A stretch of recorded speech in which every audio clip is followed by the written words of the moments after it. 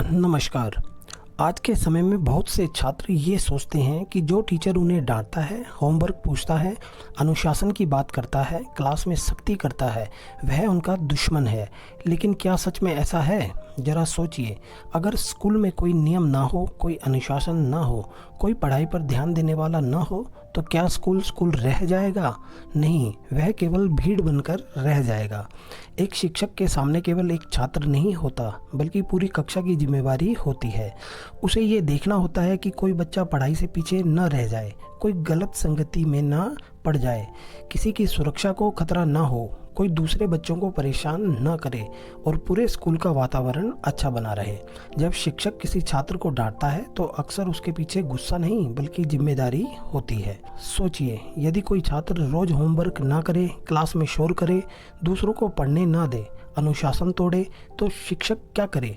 अगर वह कुछ ना बोले तो वही लोग कहेंगे कि टीचर अपना काम नहीं कर रहा, और यदि वह समझाने या डांटने की कोशिश करे तो कई बार शिकायतें शुरू हो जाती हैं। एक शिक्षक हर दिन इसी संतुलन को संभालता है।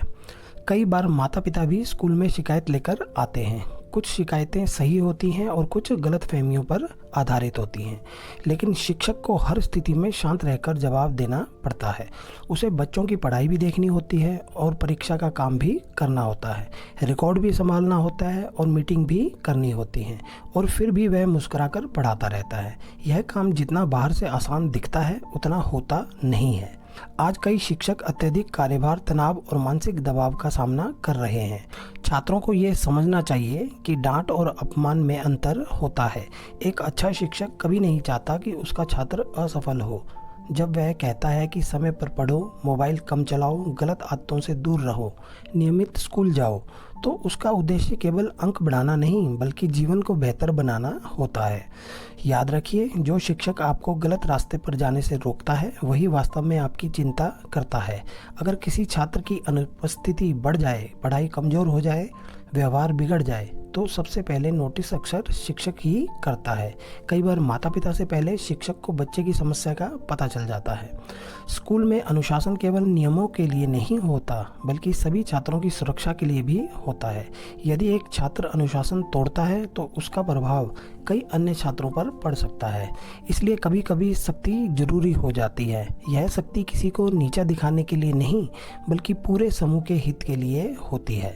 आज के छात्रों को ये समझना होगा कि जीवन में जो लोग आपको आपकी गलतियां बताते हैं वही लोग वास्तव में आपकी प्रगति चाहते हैं। जो केवल आपकी हर बात पर हाँ कह दे वे हमेशा आपके हितैषी नहीं होते। शिक्षक का काम केवल पढ़ाना नहीं बल्कि चरित्र निर्माण करना भी है।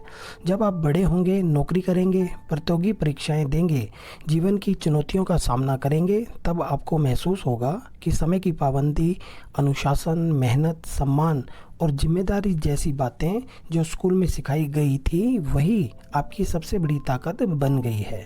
इसलिए अगली बार जब कोई शिक्षक आपको पढ़ाई पर ध्यान देने, समय बर्बाद न करने, अनुशासन बनाए रखने या अपनी जिम्मेदारी निभाने के लिए समझाए तो उसे दुश्मन न समझिए। हो सकता है वह उस भविष्य को देख रहा हो जिसे आप कभी नहीं देख पाते हैं। याद रखिए, माता पिता आपको जीवन देते हैं और शिक्षक उस जीवन को दिशा देते हैं। एक अच्छा शिक्षक आपकी सफलता देखकर खुश होता है, आपकी असफलता देखकर चिंतित होता है और आपकी गलतियों को सुधारने का प्रयास करता है।